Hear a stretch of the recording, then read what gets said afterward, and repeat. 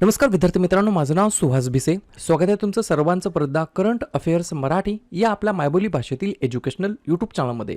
विद्यार्थी मित्रांनो, आज आहे 14 मे 2026. आजच्या दिवसाचे जेवढेही चालू घडामोडीचे महत्त्वाचे टॉप प्रश्न बनत असतील ते सर्व प्रश्न आपण या व्हिडिओच्या माध्यमातून पाहणार आहोत. तरी सर्वप्रथम आपण जर नवीन असाल, पहिल्यांदा या चॅनलवरील व्हिडिओ पाहत असाल तर चॅनलला या ठिकाणी अवश्य सबस्क्राईब सुद्धा करून घेऊ शकता. ठीक आहे, चला तर मग आपण आजच्या व्हिडिओला सुरुवात करूया.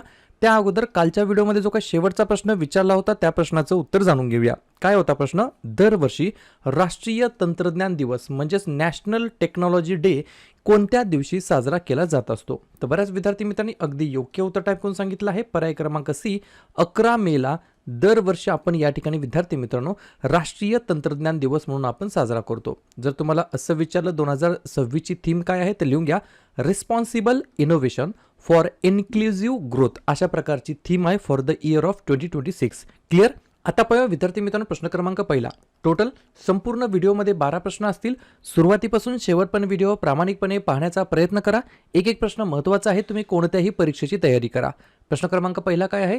पुदुचेरीच्या मुख्यमंत्रीपदी विक्रमी 5व्यांदा कोणाची या ठिकाणी नियुक्ती झाली आहे या ठिकाणी मुख्यमंत्रीपदी? प्रश्न क्रमांक पहिल्याचं योग्य उत्तर आहे पर्याय क्रमांक डी, एन रंगास्वामी असं त्यांचं नाव आहे. काय नाव आहे? एन रंगास्वामी असं त्यांचं नाव आहे. चेष्टा सलग या ठिकाणी 5व्या वेळेस या ठिकाणी काय केलेलं आहे तर मुख्यमंत्रीपदी त्यांची नियुक्ती झालेली आहे. बाकीच्या ऑप्शनमध्ये वेगवेगळ्या मुख्यमंत्र्यांची नावे आहेत, जसं की पर्याय क्रमांक ए सुवेंदू अधिकारी, हे या ठिकाणी पश्चिम बंगाल या राज्याचे मुख्यमंत्री बनलेत. पर्याय क्रमांक बी हिमंता बिस्वा शर्मा, हे या ठिकाणी आसाम राज्याचे मुख्यमंत्री बनलेत. पर्याय क्रमांक सी, सी जोसेफ विजय, हे या ठिकाणी तमिळनाडू राज्याचे या ठिकाणी मुख्यमंत्रीपदी त्यांनी या ठिकाणी शपथ घेतलेली आहे. आणि पर्याय क्रमांक डी, एन रंगास्वामी, हे या ठिकाणी पुदुचेरीचे मुख्यमंत्री बनले, जे की 5व्या वेळेस या ठिकाणी ते मुख्यमंत्रीपदी या ठिकाणी त्यांनी शपथ घेतलेली आहे. ठीक आहे, पुढचा प्रश्न प्रश्न क्रमांक दुसरा. अलीकडेच भारताचे नवीन CDS chief of defence staff म्हणून कोणाची नियुक्ती करण्यात आलेली आहे? माफ करा, मला वाटते बहुतेक हा प्रश्न डबल झालाय, काही हरकत नाही. पर्याय क्रमांक सी, जनरल NS राजा सुब्रमणी असं त्यांचं नाव आहे. लक्षात घ्या, हे भारताचे 3व्या क्रमांकाचे CDS बनलेले आहेत. याच्या अगोदर या ठिकाणी 2ऱ्या क्रमांकाचे CDS कोण होते? जनरल अनिल चौहान. आणि त्याच्या अगोदर पहिल्या क्रमांकाचे या ठिकाणी CDS कोण होते तर जनरल बिपिन रावत. बरोबर, CDS भारताचे आतापर्यंत 3च झाले. पहिले झाले बिपिन रावत, दुसरे आहेत या ठिकाणी अनिल चौहान, आणि तिसरे आता या ठिकाणी या महिन्याच्या नंतर NS राजा सुब्रमणी असं त्यांचं नाव आहे. हे या ठिकाणी 3ऱ्या क्रमांकाचे CDS बनणार आहेत भारताचे. बरोबर, CDS चा फुल फॉर्म काय? Chief of defence staff. ठीक आहे, दुसराच प्रश्न आहे एखाद्या नियुक्तीबद्दल, अपॉइंटमेंट बद्दल. तर बाकीच्या नवनवीन ज्या काही लेटेस्ट अपॉइंटमेंट्स झालेल्या आहेत, नियुक्त्या झालेल्या आहेत, त्याच्यावरती आपण एकदा चर्चा करूया. लिहून घ्या, भारतीय जे काय भारताची जनगणना आहे 2027 ची, त्याच्या ब्रँड अँबॅसेडरपदी सुदर्शन पटनायक यांची नियुक्ती. मोसाद जे की इस्रायलचं या ठिकाणी एजन्सी आहे त्याचे प्रमुख बनलेत Roman Goffman. Indian digital payment intelligence कॉर्पोरेशनचे MD आणि CEO बनलेत के सत्यनारायण राजू. फिक्कीचे नवीन महासचिव बनलेत अनंत स्वरूप. राज्यसभाचे उपसभापती या ठिकाणी बनलेले आहेत या ठिकाणी हरिवंश नारायण सिंह. नॅस्कॉमचे अध्यक्षपदी श्रीकांत वेलमकन्नी. संरक्षण लेखा नियंत्रकपदी Anugrah Narayan Das. Badminton world federation परिषदेच्या अध्यक्षपदी PV सिंधू. भारताचे पुढील CDS बनलेत NS राजा सुब्रमणी. आणि भारतीय नौदलाचे प्रमुख बनलेत व्हाईस ॲडमिरल कृष्ण स्वामीनाथन असं त्यांचं नाव आहे. पुढचा प्रश्न प्रश्न क्रमांक तिसरा. भारतीय उद्योग महासंघाचे वार्षिक शिखर परिषद 2026चं आयोजन कोठे करण्यात आलेलं होतं?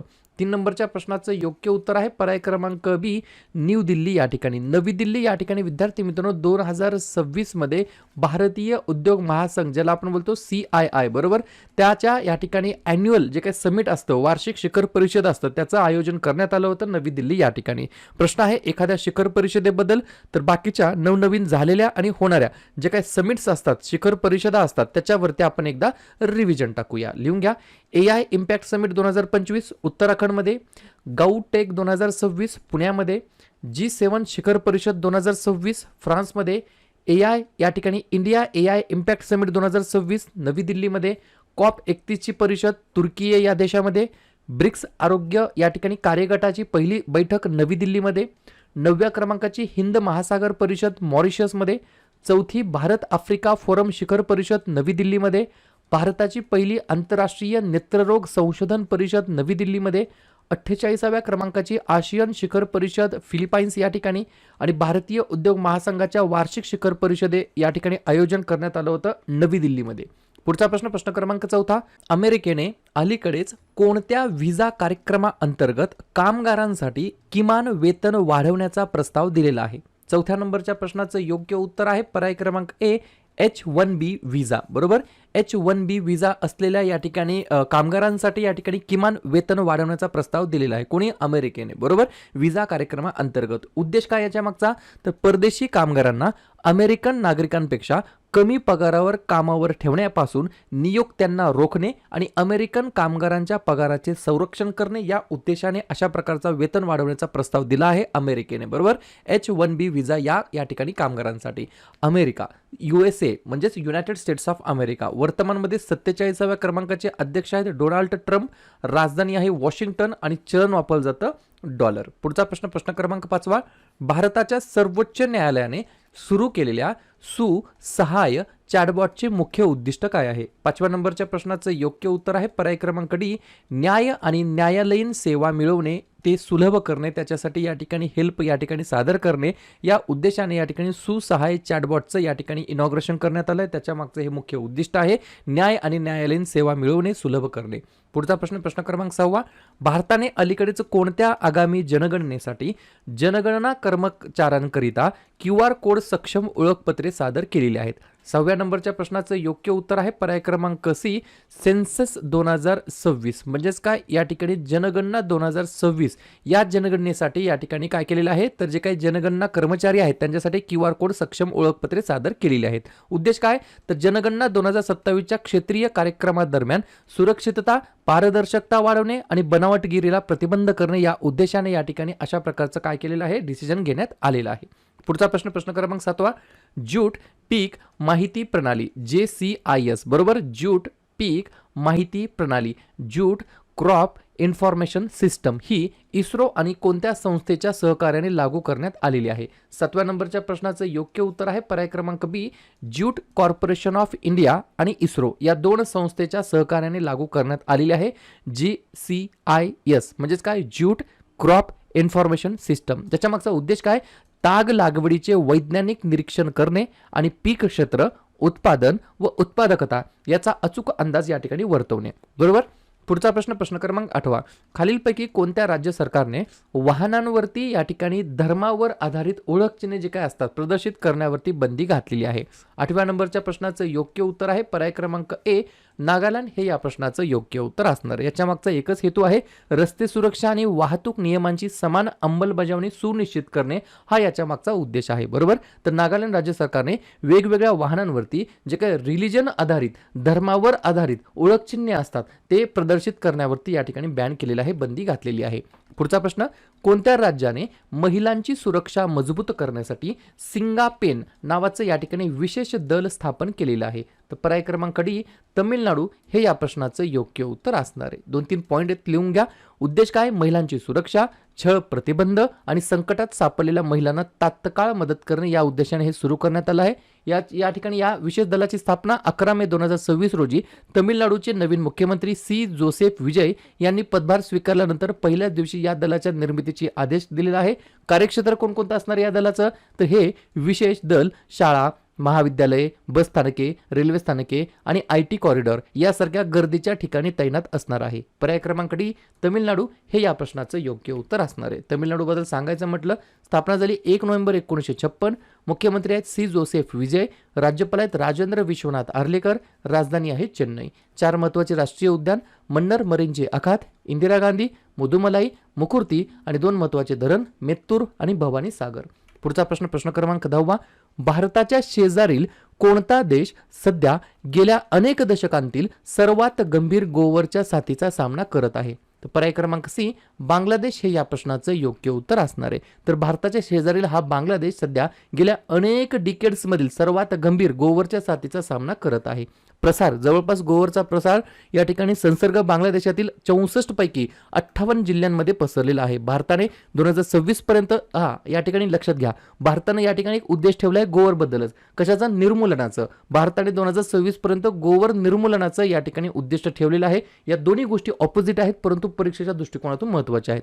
बांगलादेश, राष्ट्रपती आहेत मोहम्मद शहाबुद्दीन, पंतप्रधान आहेत तारिक रहमान, राजधानी आहे ढाका, चलन वापरलं जातं बांगलादेशी टका.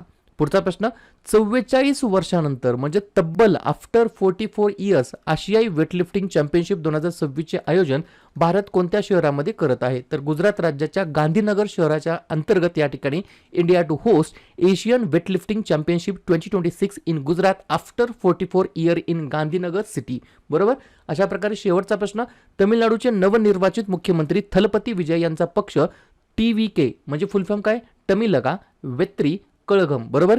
तर यांचे निवडणूक चिन्ह काय होते? तर पर्याय क्रमांक ए व्हिसल, शिट्टी, WHISTLE व्हिसल असं या ठिकाणी त्या चिन्हाचं नाव आहे. क्लिअर? तर अशा प्रकारे विद्यार्थी मित्रांनो हे होतात 12 प्रश्न. उपक्रम कंटेंट हा जो काही प्रयत्न आपण सुरू केलाय मराठी भाषेमध्ये कसा वाटतो अवश्य कमेंट करत चला. आणि तुमच्यासाठीचा आजचा खास प्रश्न, बॅडमिंटन मधील थॉमस कप 2026 चे विजेतेपद कोणत्या देशाने जिंकलेले आहे? चीन, फ्रान्स, दक्षिण कोरिया की इंडोनेशिया? तर ज्या पण विद्यार्थी या प्रश्नाचं योग्य उत्तर येत असेल त्या प्रश्नाचं उत्तर तुम्ही कमेंट बॉक्समध्ये देण्याचा प्रयत्न करा. प्रश्नाचं उत्तर चुकू द्या, बरोबर येऊ द्या, काहीच हरकत नाही. ट्राय करणं, प्रयत्न करणं सर्वात जास्त महत्त्वाचं आहे. आणि दुसऱ्या दिवशी येऊन आपण दिलेल्या प्रश्नाचं उत्तर हे बरोबर आलं की चुकलं, दुसऱ्या दिवशी येऊन नेहमी चेक करणं, अभ्यासामध्ये कन्सिस्टन्सी मेंटेन ठेवणं हे सगळ्यात जास्त महत्त्वाचं ठरणार आहे. मे महिन्यातील जेवढेही महत्त्वाचे दिवस असतील त्याच्यावरती आपण एकदा रिव्हिजन टाकूया. लिहून घ्या. 1 मेला आंतरराष्ट्रीय कामगार दिवस, महाराष्ट्र आणि गुजरात राज्याचा राज्य दिवस आणि उज्ज्वला दिवस. 2 मे जागतिक ट्यूना दिवस, 3 मे जागतिक पत्रकार स्वातंत्र्य दिवस, 4 मे कोळसा खाण कामगार दिवस. मे महिन्याच्या पहिल्या मंगळवारी म्हणजेच यावर्षी 5 मेला जागतिक दमा दिवस, 7 मे जागतिक ॲथलेटिक्स दिवस, 8 मे जागतिक रेड क्रॉस दिवस, 11 मे राष्ट्रीय तंत्रज्ञान दिवस, 12 मे आंतरराष्ट्रीय परिचारिका दिवस, 14 मे जागतिक स्थलांतरित पक्षी दिवस, 15 मे कुटुंबाचा आंतरराष्ट्रीय दिवस, मे महिन्याच्या 3ऱ्या शनिवारी म्हणजे यावर्षी 16 मेला सशस्त्र सेना दिवस, 17 मेला जागतिक दूरसंचार दिवस आणि जागतिक उच्च रक्तदाब दिवस, 18 मे जागतिक एड्स लस दिवस आणि आंतरराष्ट्रीय संग्रहालय दिवस, 21 मे दहशतवाद विरोधी दिवस, 22 मे जैविक विविधतेसाठी आंतरराष्ट्रीय दिवस आणि 31 मे तंबाखू विरोधी दिवस आणि पुण्यश्लोक अहिल्याबाई होळकर यांची जयंती. क्लिअर? तर लगेच काय करूया, एप्रिल महिन्यातील जेवढेही महत्त्वाचे दिवस असतील त्याच्यावरती आपण एकदा रिव्हिजन टाकूया. लिहून घ्या. 1 एप्रिल ते 7 एप्रिल अंधत्व प्रतिबंध सप्ताह, 2 एप्रिल आंतरराष्ट्रीय बालपुस्तक दिवस, 4 एप्रिल खान जागृतीसाठी आंतरराष्ट्रीय दिवस, 5 एप्रिल राष्ट्रीय सागरी दिवस, 7 एप्रिल जागतिक आरोग्य दिवस, 9 एप्रिल जलसंधारण दिवस, 11 एप्रिल महात्मा ज्योतिबा फुले यांची जयंती आणि जागतिक पार्किन्सन्स दिवस, 13 एप्रिल जालियनवाला बाग स्मृती दिवस, 14 एप्रिल डॉक्टर बाबासाहेब आंबेडकर यांची जयंती, 15 एप्रिल जागतिक कला दिवस आणि जागतिक सांस्कृतिक दिवस, 16 एप्रिल जागतिक ध्वनी दिवस, 18 एप्रिल आंतरराष्ट्रीय स्मारके व जागा दिवस आणि जागतिक वारसा दिवस, 21 एप्रिल भारतीय नागरी सेवा दिवस, 22 एप्रिल जागतिक पृथ्वी दिवस, 23 एप्रिल जागतिक पुस्तक दिवस आणि इंग्रजी भाषा दिवस, 24 एप्रिल भारतीय पंचायती राज दिवस, 25 एप्रिल जागतिक मलेरिया दिवस, 26 एप्रिल जागतिक बौद्धिक मालमत्ता दिवस आणि 29 एप्रिल आंतरराष्ट्रीय नृत्य दिवस. क्लिअर?